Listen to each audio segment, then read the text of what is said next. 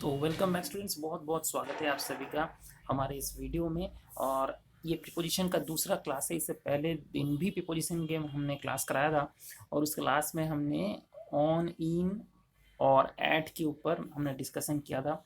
और आज हम जो जिस बारे में आपको बता देंगे या ट्रिक्स बता देंगे, उस ट्रिक्स को इस्तेमाल करते हुए ये जो पहले ये प्रीपोजिशन बहुत ज़्यादा आते हैं, इसके बारे में आप जान लो। ऑन, एट, इन, ऑफ और फॉर, और किस तरीके से इसको इस्तेमाल करोगे, इसके बारे में आज हम इस वीडियो में करेंगे। अगर इस वीडियो को देख लिया तो मुझे लगता नहीं कि और आपको कोई वीडियो देखने की ज़रूरत है इस प्रीपोजिशन के रिलेटेड। तो पहले हम एक बार आपको याद करा देते हैं कि प्रीपोजिशंस है क्या। Prepositions are the words that join a noun, a pronoun और the noun phrase and make each sentence complete. मतलब प्रीपोजिशन क्या होता है? एक वर्ड होता है, वो जो वर्ड नाउन, प्रोनाउन या नाउन फ्रेज को ज्वाइन करता है, जोड़ता है, and make each sentence complete, और हर सेंटेंस को कंप्लीट बनाता है। तो आप तो नाउन तो जानते हो, प्रोनाउन भी जानते हो, लेकिन नाउन फ्रेज नहीं जानते। नाउन फ्रेज में आपको बता दूं, फ्रेज मतलब वर्ड, ग्रुप ऑफ वर्ड्स, ठीक है, जिसमें कोई फाइनाइट वर्ब नहीं है। फाइनाइट वर्ब मतलब क्या है? फाइनाइट वर्ब मतलब जैसे ही गोज टू स्कूल, वो स्कूल जाता है। ये जो गोज है ये एक फाइनाइट वर्ब है। इस फाइनाइट वर्ब जिसमें नहीं रहता, मान लो यही अगर वर्ड ये बन जाता कि ही is working in the factory, मान लो वर्किंग फाइनाइट वर्ब है, अगर हम ऐसे बोल देते इन द फैक्ट्री, तो ये बन जाता एक फ्रेज, क्योंकि इसमें इन द और फैक्ट्री है और कोई वर्ब नहीं है, ठीक है। लेकिन अगर उसी फ्रेज को अगर हम ले ले और ही is working in the factory कर दे, तो ये क्लॉज हो जाता है, क्योंकि उस मतलब ग्रुप ऑफ वर्ड्स में एक भार्ब है, इसीलिए वो एक क्लॉज है। जिस ग्रुप ऑफ वर्ड में, ग्रुप ऑफ वर्ड मतलब वर्ड का कुछ है, उसमें कोई फाइनाइट भार्ब नहीं है, वो फ्रेज कहलाता है। तो वो फ्रेज अगर पूरा नाउन की तरह काम कर रहा हो तो वो नाउन फ्रेज हो गया, ठीक है। जैसे ही is working in the factory, where working in the factory, in the factory पूरी तरीके से कहाँ काम कर रहा है, ये लोकेशन को बता रहा है, ठीक है। तो ये जो द फैक्ट्री है, इन ये प्रीपोजिशन है यहाँ पर, और द फैक्ट्री जो है, द और फैक्ट्री मतलब दो वर्ड्स, एक से अधिक वर्ड हो गया। तो द और फैक्ट्री ये नाउन फ्रेज है, कहाँ काम करता है? द फैक्ट्री में काम करता है, ठीक है। आप लोग को अब समझ में आ गया होगा। तो अब हम इसका इस्तेमाल आपको बताएंगे।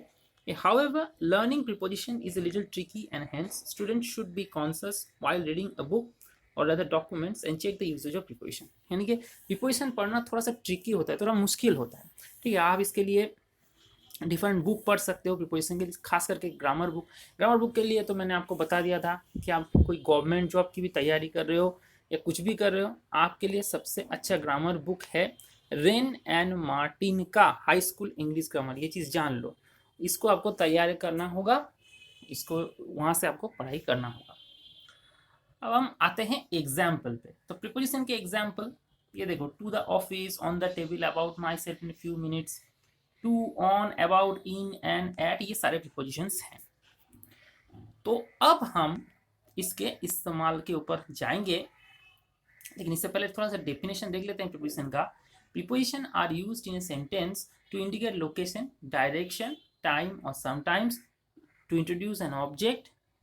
Some common prepositions and their applications in the sentences are mentioned here। मतलब प्रीपोजिशंस जो है वो सेंटेंस में कोई लोकेशन, कोई डायरेक्शन, कोई टाइम और कभी कभी कोई ऑब्जेक्ट के बारे में बताता है।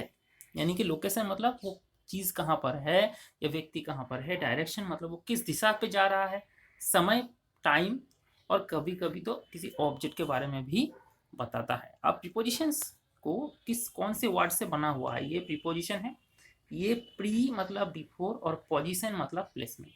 मतलब पोजीशन से पहले, किससे पहले? नाउन या प्रोनाउन। जैसे मैं एग्जांपल देता हूँ, he kept the book on the table, table के ऊपर किताब रखा, तो द टेबल ये है प्ले जो नाउन ऑब्जेक्ट, और इसके पहले ऑन बिठा है, मतलब on the table. The table ये एक ऑब्जेक्ट है, नाउन है, उससे पहले प्री मतलब उसके बिफोर पोजीशन होता है किसका?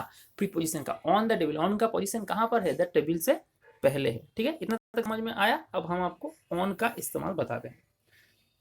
ऑन का इस्तेमाल देखो, on refers a surface of something. On का इस्तेमाल होता है अगर आप किसी सरफेस के ऊपर कोई चीज का लोकेशन बताते हो। जैसे I keep the dishes on the dining table. ध्यान से देखना, ये है डाइनिंग टेबल। तो डाइनिंग टेबल जो है आपका, ये वाला टेबल है, मान लो ये टेबल के ऊपर आप चीज को रख रहे हो, तो यहां पर आपने रखा है, तो ये टेबल का सरफेस है और इस सरफेस के ऊपर रखा हुआ है। वो वहां पर फ्लावर वास भी हो सकता है, वहां पर सॉल्ट सेलर भी हो सकता है, ग्लास भी हो सकता है। टेबल के ऊपर, सरफेस के ऊपर जो रख रहे हो उसमें होता है ऑन। क्लियर हो गया? यहां तक कोई दिक्कत नहीं है। दूसरा मैंने आपको बताया था कि स्पेसिफाई डेज एंड डेट्स, मतलब दिन और तारीख। जैसे मंडे, ट्यूसडे, वेडनेसडे, ये सारे डे के नाम हैं। और डेट मतलब तारीख, जैसे 26 दिसंबर, 26 दिसंबर, ओके, 2 अक्टूबर। ये जो डेट है, ये डेट से पहले और डे से पहले ऑन का इस्तेमाल होता है। डेट से पहले कैसे? राधा वॉज बोर्न ऑन 15 अगस्त, 15 अगस्त को उसका जन्म हुआ था। 15 अगस्त यहाँ पर डेट है, उससे पहले देखो ऑन यहाँ पर इस्तेमाल हुआ है। ऑन रेफर्स टीवी और other devices. She is on the phone. ये यहाँ पर अगर हम बोलते हैं she is on the phone, इसका मतलब होता क्या है? इसका मतलब ये होता है कि ये इंसान जो है वो फोन पे बात कर रहा है। हम इस तरीके से भी बोल सकते हैं she is talking on the phone, लेकिन हम वो ना बोल के अगर हम बोलते हैं she is on the phone, मतलब वो फोन पे है, इसका मतलब वो फोन पे बात कर रहा है। तो जैसे टीवी या कोई डिवाइसेस के अगर उससे वो कनेक्टेड है तो उस वहां पर ऑन का इस्तेमाल होता है। क्लियर? इसके बाद my favourite movie will be on TV now. मेरा favourite movie will be on TV now. मेरा फेवरेट मूवी टीवी पे अभी दिखाया जाएगा, on TV. On refers to the parts of a body. I keep wearing my wedding ring on my finger.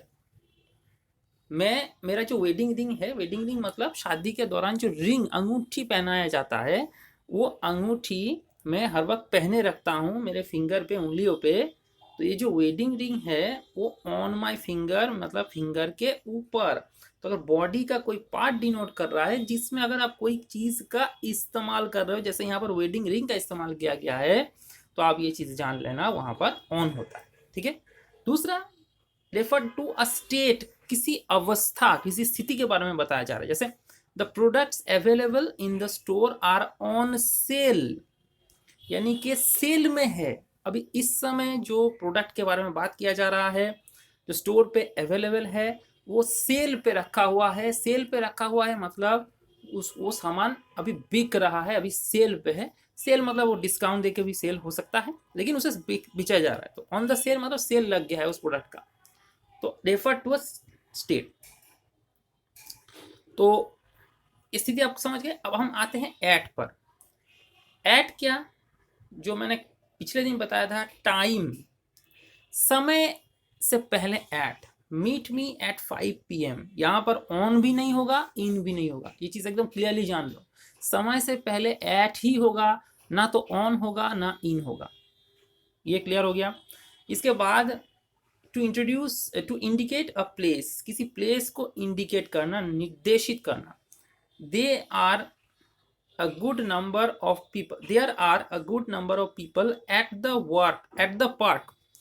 There are a good number of people at the park, मतलब है कि बहुत सारे लोग जो हैं वो कहाँ पर हैं? पार्क पे हैं। तो पार्क को निर्देशित करने के लिए, वैसे भी पार्क बहुत छोटा जगह भी है। अगर बहुत छोटा जगह हो, किसी बड़ी जगह के तुलनात्मक तरीके से छोटा जगह हो, तो वहां पर एट होगा। अब एक यहाँ पर एक चीज मैं बता देता हूँ आपके ज्ञान के लिए कि अगर मान लो आप मनिका में रहते हो, जो कि मुजफ्फरपुर में है, तो आप क्या लिखोगे? आई लिव एट मनिका इन मुजफ्फरपुर। क्यों? क्योंकि मनिका जो इलाका वो मुजफ्फरपुर से छोटा है, लेकिन आपको एक बड़ा इलाका के बारे में भी बताना है कि उस बड़ा इलाका के अंदर में एक छोटा इलाका है, उसके अंदर में मैं रहता हूँ। तो सबसे बड़ा जो यहाँ पे जगह है उससे पहले इन हो जाएगा, और उसके अंदर में जो है छोटा जगह है उसमें एट हो जाएगा। क्लियर? अब ईमेल एड्रेस इसमें तो ऐट होता है, मेल मी इन डिटेल @ ये जानते हो।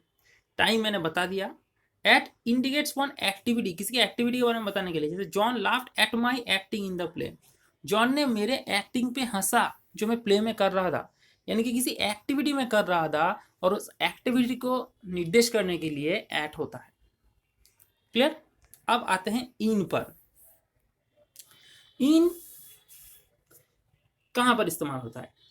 इन टू इंडिकेट अ लोकेशन, मतलब किसी लोकेशन के बारे में, जैसे I am in my friends place now, मैं अभी मेरे दोस्त के घर में हूं। तो मेरा लोकेशन इन के द्वारा मैं बता रहा हूं। कोई बताएगा कि एट, अब यहाँ पर एट क्यों नहीं लगाते? यहाँ पर एट भी हो सकता है, कोई दिक्कत नहीं। I am at my friends place now, ठीक है, इसमें कोई दिक्कत नहीं। यहाँ पर इंडिकेटेड लोकेशन है और यहाँ पर भी एट में भी इंडिकेट ए प्लेस, एक जगह है, ठीक है, तो इसमें कोई बड़ी बात नहीं है। अब in used while doing something, कोई काम आप कर रहे हो तब उसमें, जैसे the tagline should be catchy in marketing a product while doing something, marketing करने के वक्त ये टैगलाइन हो सकता है। टैगलाइन मतलब क्या होता है? टैगलाइन मतलब कोई भी प्रोडक्ट का एक टैगलाइन होता है, एक सेंटेंस होता है जो उस प्रोडक्ट के जो इफेक्टिवनेस है उसको दर्शाता है। हाँ, तो जैसे Amul the taste of India, the taste of India ये टैगलाइन है, ठीक है, तो द टेस्ट ऑफ इंडिया ये टैगलाइन है। तो इसी तरीके से टैगलाइन मार्केटिंग में यूज होता है। तो मार्केटिंग करने के समय मतलब वो डूइंग समथिंग, यहां पर इन का इस्तेमाल होता है। ये क्लियर हो गया। In to indicate opinion, belief, feeling etcetera, कोई ओपिनियन, कोई बिलीफ या कोई फीलिंग को इंडिकेट करने के लिए इन का इस्तेमाल होता है। जैसे I believe in hard working, ये एक ओपिनियन है। हार्ड वर्किंग उनका एक, वो बिलीव करता है हार्ड वर्किंग में, तो ये उनका ओपिनियन है। और अगर ओपिनियन होता है तो उसमें इन होता है कि हार्ड वर्किंग में मैं विश्वास रखता हूं, ठीक है। Specify date, month, season, year. I prefer to do maths in the morning, मैं मैथ्स करना पसंद करता हूं सुबह पे, in the morning. The new academic session will commence in March, नया एकेडमिक सेशन जो है वो मार्च में होगा। New academic session will commence in March, तो नया एकेडमिक सेशन मार्च में शुरू होगा, ठीक है। यहाँ पर मंथ से पहले इन, मैं तो बता ही दिया था कि ईयर से पहले, ठीक है, या मंथ से पहले इन होगा। ये पहले दिन वीडियो पे डिस्कस कर चुका हूँ, पहला वीडियो जाकर देख लेना। In to indicate colour, shape and size, जैसे the dress comes in 4 sizes, 4 size में ये ड्रेस आता है। तो कलर हो गया, शेप हो गया, साइज, यहाँ पर साइज दिया गया है 4 साइजेस, तो इससे पहले इन। क्लियर हो गया। तो ऑन इन, इसके बारे में हम discuss already, on in at के बारे में डिस्कस कर चुके हैं। अब आ जाओ टू पर। अब टू पे क्या कहोगे? To indicate the direction, place, direction और प्लेस। अब आ गया डायरेक्शन। अब मैं आपको बता रहा हूं डायरेक्शन किस तरीके से। The friends went to the restaurant, देखो ये रेस्टोरेंट है, इसके डायरेक्शन पे फ्रेंड्स जा रहा है। तो जब डायरेक्शन होता है, इस डायरेक्शन, रेस्टोरेंट के डायरेक्शन पे ये चल रहा है, तो ये फ्रेंड्स गया था रेस्टोरेंट के डायरेक्शन पे। तो ये प्लेस के डायरेक्शन जब यहाँ पर बताया जा रहा है, तब आप यहाँ पर टू का इस्तेमाल करो। डायरेक्शन अब याद रखना इस चीज का। I am heading to my college, यहाँ पर और एक एग्जाम्पल देखिए। टू इंडिकेट रिलेशनशिप, रिलेशनशिप यानी कि संबंध समझाने के लिए। Do not respond to the annoying persons, ये एनोइंग पर्सन्स के बारे में रिलेशनशिप बता रहा है। वो बता रहा है कि जो एनोइंग पर्सन है, ये एनोइंग पर्सन है, इन लोगों के साथ, इन लोगों को आप रेस्पॉन्ड मत करना। मान लो जो आपको डिस्टर्ब कर रहे हैं, इन लोगों को रेस्पॉन्ड नहीं करना। तो ये रिलेशनशिप समझा रहा है कि ये एनोइंग पर्सन के साथ आपको क्या करना चाहिए, यू को क्या करना चाहिए। यू मतलब तुम, डू नॉट मतलब आपको बताया जाए। Your answer is important to me, तुम्हारा जवाब मेरे लिए इंपॉर्टेंट है। इन दोनों के बीच रिलेशनशिप ये बताया जा रहा है।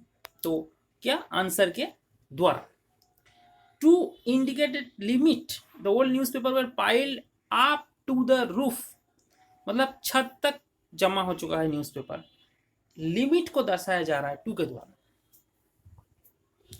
सो हम कभी बोलते हैं ना 40 to 50 रुपीज, द प्राइस में डिफर फ्रॉम 40 to 50 रुपीज, 40 से 50 रुपीज तक डिफर कर सकता है। तब ये लिमिटेशन को हम दिखा रहे हैं तो इसीलिए 2 होगा। 2 रेफर टू अ पीरियड, एक समय के बारे में, जैसे I am here from 10 to 5, 10 बजे से 5 बजे तक मैं यहाँ पर हूँ। तो ये जो है ये लिमिट को दर्शाता है, रेफर पीरियड एक टाइम को दर्शाता है, ठीक है, एक सीमा को दर्शाता है, एक टाइम ऑफ पीरियड। तो लिमिट और पीरियड आप समझ गए, यहाँ पर और कोई दिक्कत नहीं होनी चाहिए। अच्छा, इसके बाद ऑफ है और फॉर है, तो इसके बाद हम खत्म करेंगे। ऑफ देखो, of to indicate relating to, belonging to. I always dreamed of being famous, मैं हर वक्त फेमस होने का सपना देखता था। तो ये क्या है, रिलेट कर रहा है, रिलेटिंग टू, बिलोंगिंग टू, किसके साथ रिलेट कर रहा है, बिलोंग कर रहा है, फेमस। तो अपने आप के सपने को वो फेमस होने के साथ रिलेट कर रहा है, इसीलिए आई ड्रीम्ड ऑफ बीइंग फेमस इसके साथ ऑफ होगा। टू इंडिकेट रेफरेंस, मतलब किसी जगह से आप कोई जिनिस रेफर करते हो। This is a picture of my last birthday, यानी लास्ट बर्थडे का पिक्चर के बारे में यहाँ पर बताया जा रहा है, पिछले जन्मदिन के पिक्चर के बारे में बताया जा रहा है। पिछले जन्मदिन को इसके साथ रिलेट किया जा रहा है, इसीलिए यहाँ पर टू इंडिकेट रेफरेंस होगा। उसके बाद of to specify the number और amount, a good number of people understand Hindi, बहुत अच्छे नंबर के लोग जो हैं वो हिंदी समझते हैं। तो यहाँ पर आपने बता दिया नंबर या अमाउंट, हाँ आपने एग्जैक्ट नंबर या अमाउंट नहीं बताया, लेकिन आपने ये तो बता दिया कि गुड नंबर ऑफ पीपल, बहुत सारे लोग हैं जो कि हिंदी समझते हैं। तो मतलब आप नंबर या अमाउंट के बारे में अगर स्पेसिफाई कर रहे हो तो ऑफ का इस्तेमाल यहाँ पर होगा। अब आते हैं फॉर, और यह लास्ट यहाँ पर, for to indicate the reason, और बिकॉज फॉर रीजन के लिए, कारण के लिए इस्तेमाल हो सकता है। जैसे आई am really happy for you, मैं तुम्हारे लिए खुश हूँ। तो ये कारण कौन है, यू, रीजन कौन है, तुमने ऐसा कुछ किया होगा जिसकी वजह से मैं खुश हूँ। I am really happy for you. इसके बाद for to indicate the duration और टाइम, ड्यूरेशन या टाइम के बारे में बताया जा रहा है। जैसे I attended the series the session for 1 year only, 1 साल तक मैंने इस सेशन को अटेंड किया, तो एक समय का अंतराल है 1 year, उसके लिए फॉर का इस्तेमाल हो रहा है। इसके बाद फॉर को इस्तेमाल किया जा सकता है specify the use of something, किसी चीज के मतलब इस्तेमाल, यूज को, व्यवहार को स्पेसिफाई करने के लिए। She is preparing for her final exam, वो जो अपने फाइनल एग्जाम है ना उसके लिए वो प्रिपेयर कर रही है, अपनी तैयारी कर रही है। किसके लिए, फाइनल एग्जाम के लिए अपनी तैयारी को कर रही है। फाइनल एग्जाम के लिए जब अपनी तैयारी वो कर रही है तो यहाँ पर इसको स्पेसिफाई किया जा रहा है, द यूज ऑफ समथिंग, किसी चीज का यहाँ पर यूज हो रहा है, यूज को स्पेसिफाई करने के लिए फाइनल एग्जाम के लिए वो प्रिपेयर हो रही है। तो फाइनल एग्जाम, अपने आप को उसके लिए वो तैयार कर रही है। किसी चीज के लिए जो तैयार आप होते हो, अपने आप को तैयार करते हो, तो उसके लिए फॉर होता है। तो ये प्रिपरेशन था आज। तो मैं समझता हूँ कि आप लोग समझे हो। अगर इस रिलेटेड अगर कोई क्वेश्चन आपके